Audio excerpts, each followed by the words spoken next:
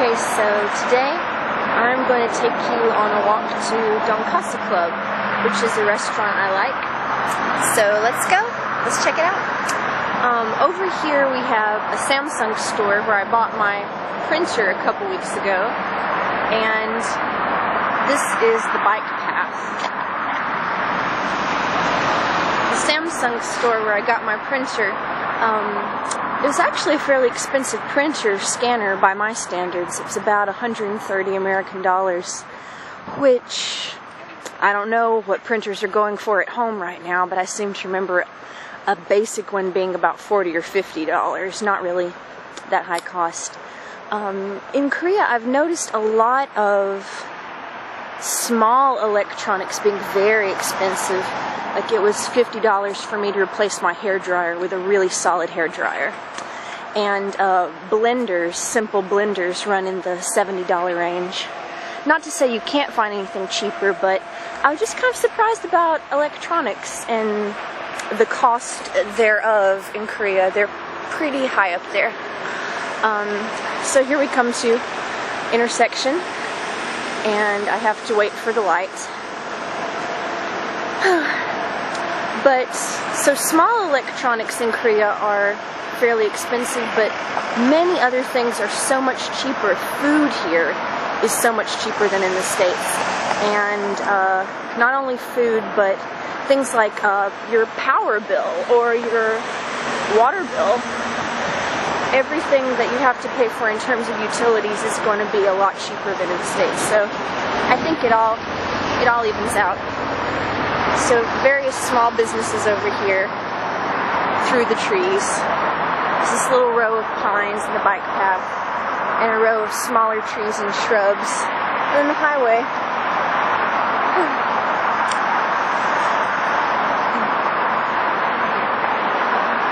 And I walk down here a lot of times just to get exercise, especially if I have a day off of school or something. You kind of need to get out and move about. Now what I would like to know is why trees like this have little straw suits around them. If you look at them, you see they have this sort of hay wrapped around them. And if you're a botanist or a gardener, you may know why, but it's a bit of a puzzle to me. It makes them look kind of like scarecrows. I would guess that it has something to do with insulation, but I'm not really sure. So, better minds than I will have to figure that one out. But it's something that I see a lot of here. And these little tree sweaters. That van there, I don't know what it is, but it's similar to the Hagwon vans I often see. The vans that transport kids to the schools that they go to after school. Giant apartments where my students live, some of them, each apartment complex being like its own kingdom.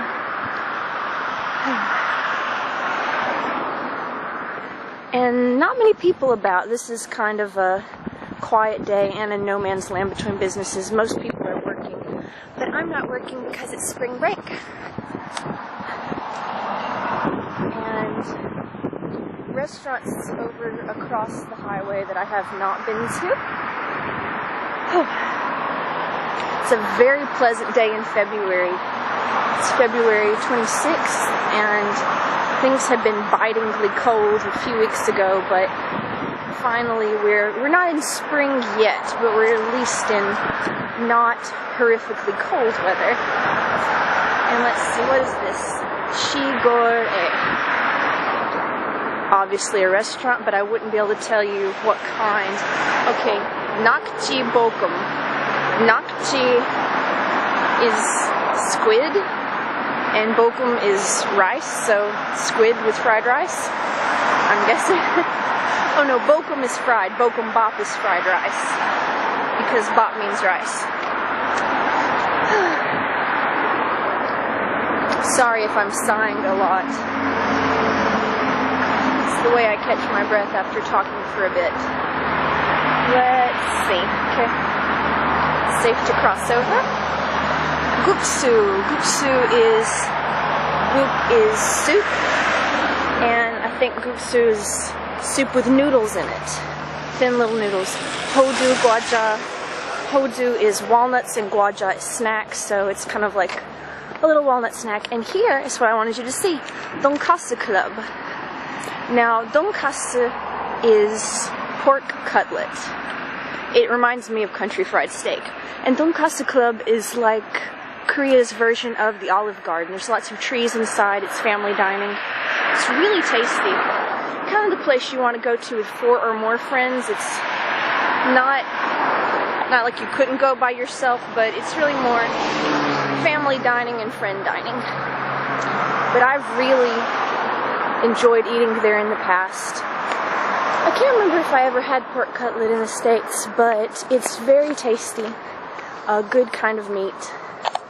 And they put all kinds of things on it. You can order all kinds of donkatsu. It's meat with sort of a fried, breaded exterior. And I've had gogoma donkatsu where it had an exterior coating of sweet potatoes. Gogoma is sweet potatoes. And there's sweet potato flavored everything here. Sweet potato ice cream, sweet potato latte at the coffee shop.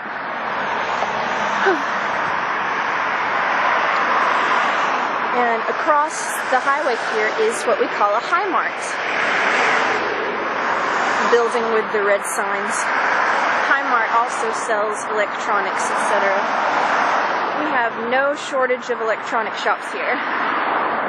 And these are, I wish I could tell you what these are, but they could be anything from kimchi containers to funeral urns for ashes, because I don't know what they are. And some of this land is burned and charred, not really sure. Might be part of our city development phase, because our city is really growing and changing, and we've gotten all manner of funding for different things, so I'm really excited when I see new buildings go up, or roads getting repaired, or the bridge getting fixed up. It's nice, you know, that our city is going places. There's the Hi-Mart again. Takes me forever to walk past it. Hi-Mart in English. In Korean, Hi-Matu. You just have to add extra syllables to every English word you speak to get it right. Let me see. So what else? I was talking about electronics here being kind of expensive. Clothes aren't super expensive unless you're going for the best brands, and I get lots of things like socks and accessories very cheap. I've really liked the socks I've been able to get because they have cute little cartoon characters on them, etc. And the funny thing is that these adorable little socks, you can hardly find plain black or plain white socks in Korea. Most of them are going to have stripes or polka dots or designs or something that makes them special. And it's not just for little kids, it's for adults too. And I've been interested to find out that my teenage students are not embarrassed at all about cute little socks with bears or lambs on them.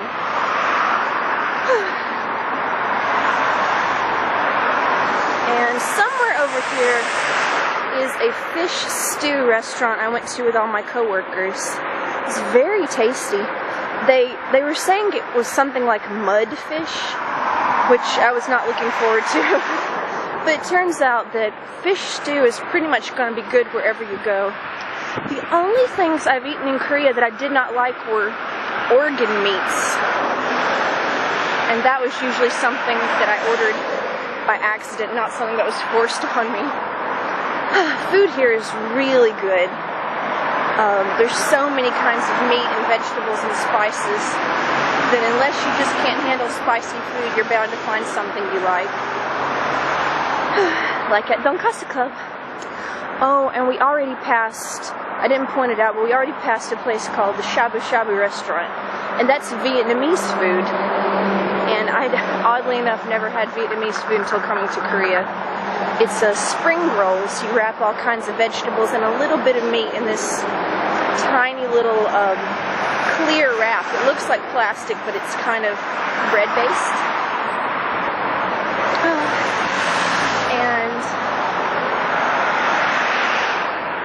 and it was pretty delicious.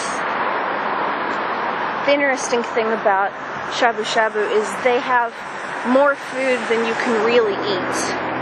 There's so many portions that even if you bring a lot of people, there's so much food, you can't get it all eaten. That's a good problem to have.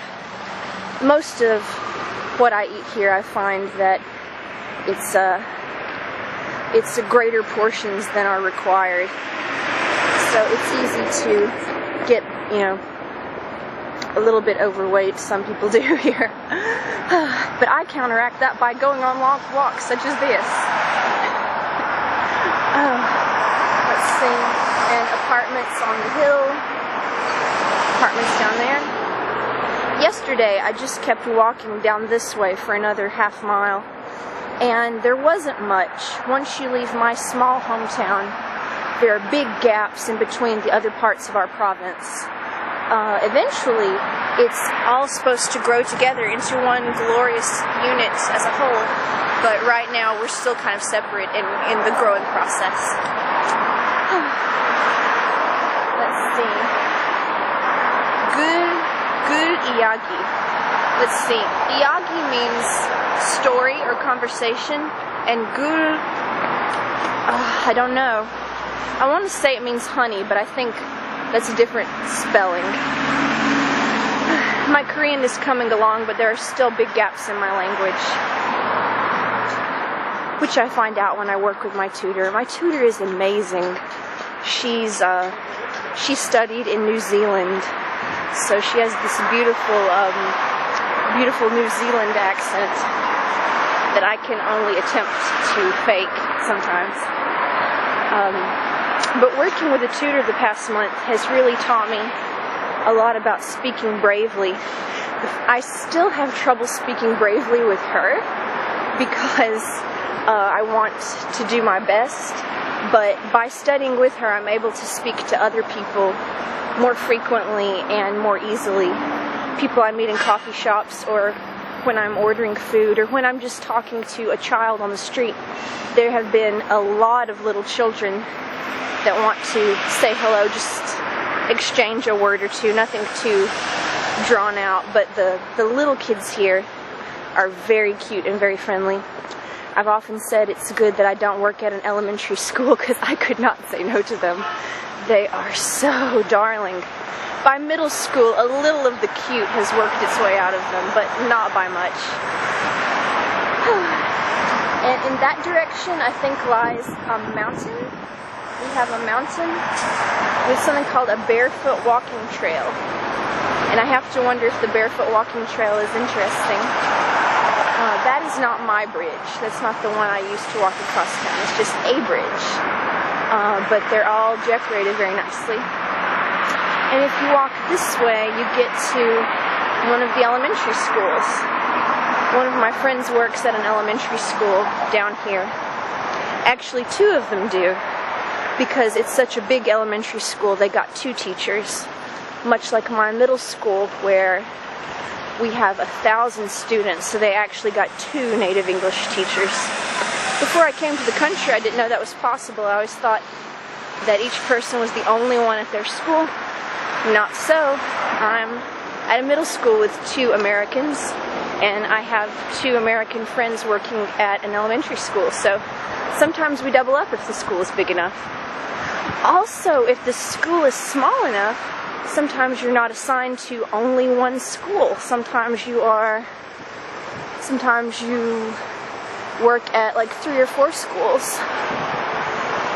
No, not 3 or 4, 2 or 3. I've never heard of more than 3. But sometimes when people work in a more rural area, they teach at one school on Monday, Tuesday, one on Wednesday, Thursday, and then they visit another one kind of randomly on Friday. It's interesting. I'm personally very glad to be at one school only, because you kind of get the flavor of the place. You get to know your coworkers, you get your own space, and that's very nice. But I've heard from some people that there's more freedom if you work at 3 or 4 or 5 schools. There's city mascot, And I think this is the educational department here. And as you go down, you get to the elementary school. Sejong! The little hat the cartoon character is wearing is historical. And we have a lot of side streets down here that I've never really gone down. But it's mostly things like churches and pharmacies and restaurants. Same general kind of things. And over here, there's the elementary school. It's pretty big. And a soccer field that the kids really like. Just various stores over here. Nothing in particular. I keep saying that it's nothing special. I think it's just because I don't visit it. There's so many little places that I've never had cause to go to because we have 50 million restaurants here. You can't go to all of them, so you kind of pick your favorites. Still passing the elementary school. Massive soccer field, so some kind of traffic jam going on. I haven't actually witnessed any accidents. They say there's a lot of road accidents here, but I don't run across them. One Saturday I ran into some of my students over here playing in the soccer field. I think that you don't just have to be elementary to play there on the weekends. They just let whoever wants to come in, and that's pretty nice. And up ahead, that big brown building is a church. We have rather a lot of churches here, and that's nice. There's a big Christian population in Korea. And I found a few different places to attend. Mostly in small towns like mine. This is a small town, by the way. You're just going to get Korean services, but in the bigger cities you can find English services, and that's a little bit better for me. Good to be in church regardless, but I think it's even nicer if you actually know what's going on. So. And coming up ahead, when I turn left, I will be back on track to go over the bridge. And here we see more trees with little sweaters on them. Is this to preserve them from the cold, or is this to make them grow straight? What is it? I have noticed that with gardening and landscaping here, that there's a lot less chopping and hacking. Most trees have little ropes attached to them or sticks attached to them to help them grow in the right direction. Whereas at home, I've noticed, like, if a tree grows over a power line, we'll cut the branches off or chop the tree in half. There's not a lot of chopping and hacking here. They gently correct the tree.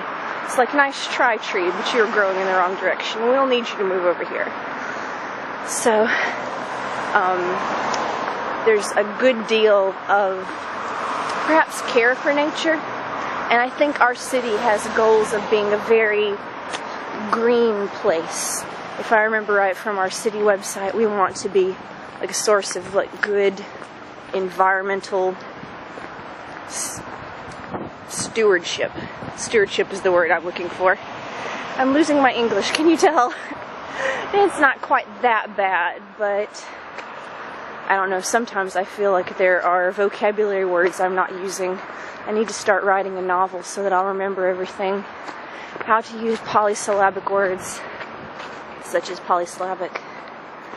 And this is a part of town that's, everything's just a little bit older. To me, it's kind of like part of our town is very clearly in 2014, and then there are other parts that are more like the 1970s or something. You'll just see like a different style to things. Oh, and the wind died down. Maybe the wind died down naturally, or maybe just because I altered direction. So I turned around again. I'm going in the complete opposite direction from when I first got here. And what we're going to run into in a minute is the bridge. We're heading toward the bridge that leads to the movie theater. and everything else. I judge all directions by relative distance from the movie theater. And Frozen is still playing. I think Frozen has been in theaters for 6 weeks, which is unheard of here. There's been a lot of movies I've wanted to see, but they were only playing for a maximum of 2 weeks, which is kind of, it's not enough time to get over there if you happen to be busy. But there's, usually there's subtitles if you want them. And I've really had fun reading subtitles while watching the English, so I can compare the two with the English. But for little kids' movies, they'll often just dub the language. So if you want to see an animated kids' movie here, even if it originated in America, it can be difficult because they're just going to record over the voices, because they're assuming a very young audience. Da, da, da, da, da, da, da, da, da. It's the Charlie Brown theme song. We are almost there, and I have to watch my step because there's a lot of little potholes and things on the sidewalk. But this is the opposite side of town that we're heading for.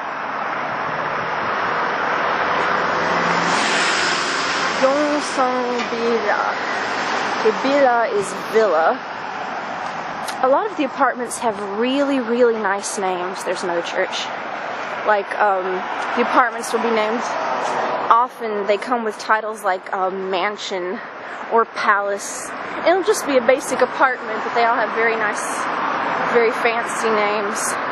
In the States, I feel like apartment complexes have nature and plant-based names, like Ocean Grove or Seaside Valley or things like that. They'll use some ocean-related word or mountain or flower. It's like in Korea, when they're advertising apartments, they want you to think of grace and glamour and classiness and money. But in America, when we're advertising apartments, we want you to think of nature and calmness and serenity and being organic. It's an interesting difference in the naming. And the names of Korean apartments are usually in English. They're written in Hangul, but it'll be something like White Dimension, and you realize that the name is just White Mansion. These are not apartments. This is residential from the part of town that has not been renovated yet.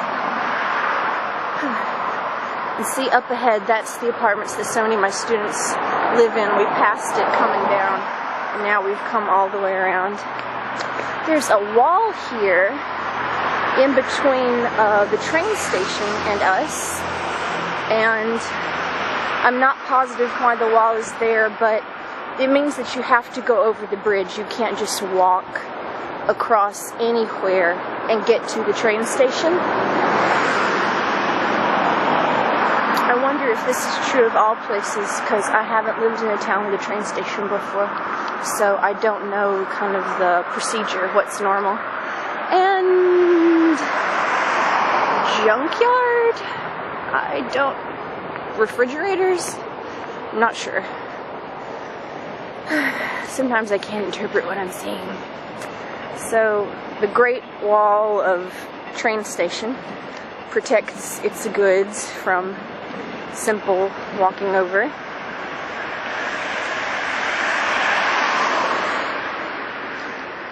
See, something was torn out there. It's a little staircase leading up to various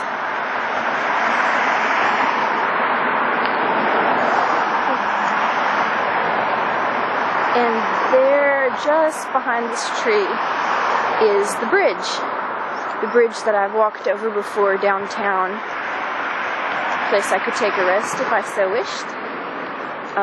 But yes, that is the bridge that leads across town to the movie theater and the train station and the sushi place. but we're not going to go over the bridge today, or that's one aspect of the bridge. This is the far part of it where if you take the bridge right here, it comes out behind the train station. And if you take the bridge further down, it comes out in front of the train station. Let's see, watching our step, because it's easy to trip through here. I finally learned my lesson after a certain amount of tripping that you just kind of have to look at your feet. And more wall, and more wall. And this is the bus stop where you could get on a bus. I'm not much of a bus rider because my school is close enough to my apartment that I can walk to my school. So my reasons for riding a bus are very limited. Really, buses are best for quite close locations, like within your county or province or city. If there's something that it would take you a half hour to walk to, you might as well just get the bus. But within my town, there's so few things that I want to get to that are far enough away that walking becomes uncomfortable. I really do enjoy long walks. They are quite relaxing. And give you time to think and explore a bit. But I have friends that they live on the bus. Because their schools are farther out. There's a lot of, right here in town is where most of the teachers live. But some of them are assigned to schools that are very far out in the woods. Woo! See, and this is why you watch. Because sometimes in front of your path there cuts a Mack truck, 18-wheeler thing. This is why we watch where we're going. So February's coming to a close, and March is when school starts back. It's a bit different from home because school year starts in August at home. But here it starts in March. I think March to July is first semester, and late August to December. And then we come back for 2 weeks in February, which is quite unusual.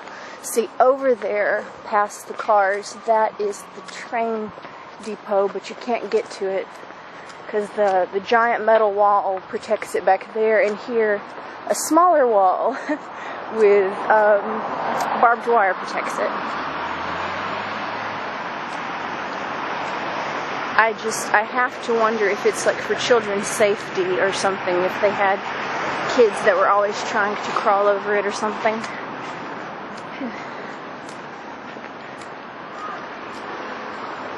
So this is part of the bridge. I'm going to go ahead and go up it, even though I'm not going into town right now. I'm just going to cross and go down and go back through the apartment complex. Let's see. Going up the stairs. And this also is kind of a test of fitness. Getting to... Hi, sweetheart. That's one of my students. They're everywhere. And then we're going to walk over here.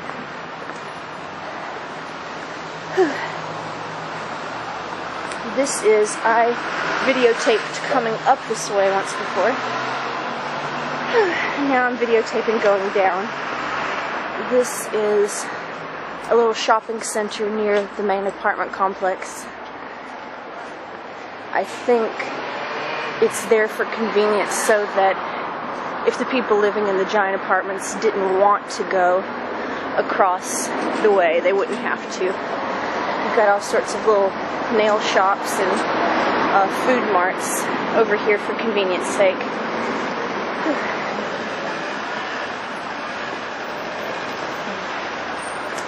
Let's see. And we're watching our steps again. And this is not starting right at this stretch of sidewalk right here, but a little further down is where they have in the past had markets where they sell food.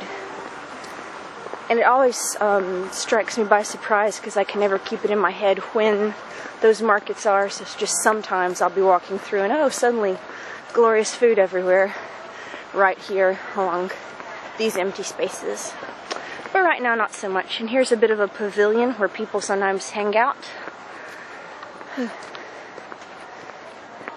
And there are guard towers. Let's see. So I'm walking across to cut back through where I normally do. And there are the giant buildings again that are so massive you have to tilt your head back to see them. And a little bicycle station. I think the easiest way to navigate around here is with a bicycle, but I've never wanted to get one because it's just hard for me to think of a bicycle as something that grown-ups use, because I'm used to thinking of it as just children's toy. And again, like my reason for not using buses, there's so few things that are far enough away that I don't want to walk, yet not far enough away to use a train. So for me, basically, everything is within walking distance or riding a train to it distance. But sometimes you want something else. And I think this is a kindergarten, not 100% sure, but there are a lot of little preschools, etc. in the area. The bright colors certainly indicate so. And this is another place for resting and hanging out, usually for older people. Oh, Yosep, hi. I'm making video for my mom. 어디가? Oh, good luck, my sweetheart. That was Yosep, one of my boys. I didn't want to record him because sometimes they don't care to be, but he's darling. I love Yosep. He was with me through the winter camps, and that's kind of a bonding experience because winter camp is a very cold and tiring thing. And here we are at Paris Baguette. It's not Paris Baguette, it's Paris Baguette. You don't say the S unless you're a barbarian. And there's a CU convenience store. Honestly, Paris Baguette has the most delicious stuff in the world. The cakes aren't very good, but everything else at Paris Baguette's pretty amazing. Kimbap restaurant, where all the deliciousness happens. PC Bang and Angelina's coffee shop. The bank. And now we come back to familiar part of town, Edia, where I study often. Edia's new owner is very nice. I'm starting to get too many coffee shops I like. And this is my grocery store that I like so well.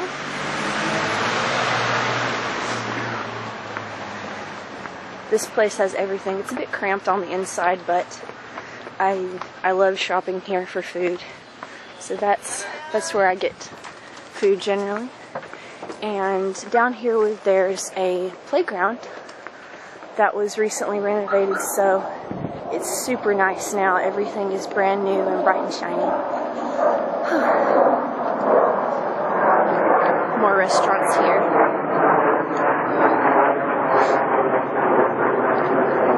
And not really occupied today. I've never been there where there's a huge crowd, but there's usually a few knots of children, and there's garbage everywhere.